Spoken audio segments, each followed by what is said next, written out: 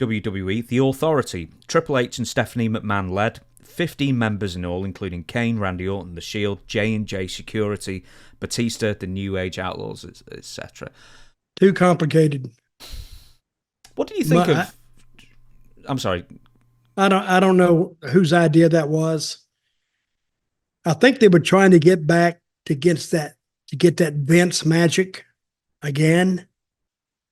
Vince was magic.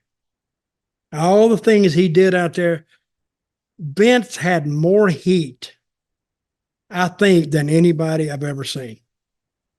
He could just walk to the ring, and the people, it was a, if he could have actually wrestled a little bit, oh, they'd have had a lot more sellouts than they had.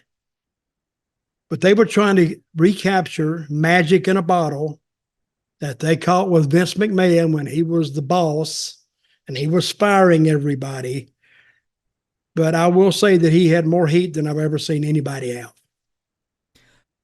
One of the knocks I always heard at the time with Triple H and Stephanie McMahon, and Stephanie in particular, is that the biggest difference between that and Vince McMahon, when he was doing the corporation thing and the evil owner, is that Vince McMahon got his comeuppance all the time. Yes, constantly. he did. Several times a week sometimes.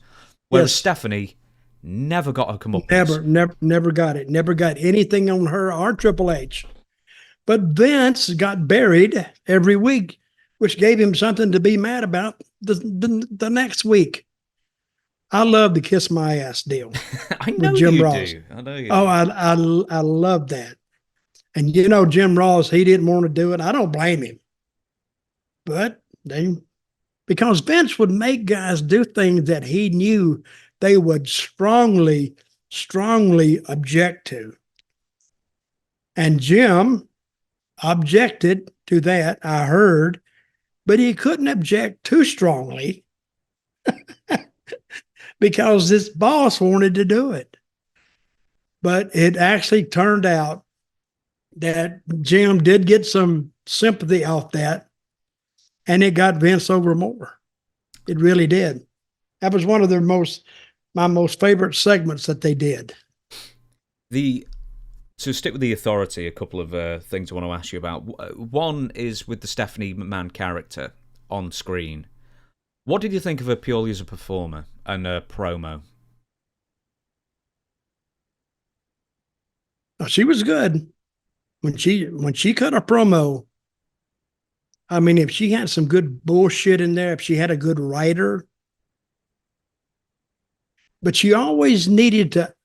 I always thought that little pampered little Ritz girl, that everybody's going to do what she wants to do, or she'd run and tell daddy. I don't know if she ever said that, but I think she needed a little bit of that. She was really strong in some of those interviews, almost to the point of not really believing her, but overdone just a little bit. But she had heat too. To go back on the criticism I heard back in the day was that, as I say, Stephanie never got her comeuppance, and she would emasculate the wrestlers in front of them or threaten to fire them. And the thing is that they always sort of intimated that if you are fired from WWE, you're going to be on the breadline, you're going to be claiming government subsistence, that kind of thing, where it sort of buried the company in that sense. It's like, so, like, what, do you not teach these people to save? Or do you pay them so badly?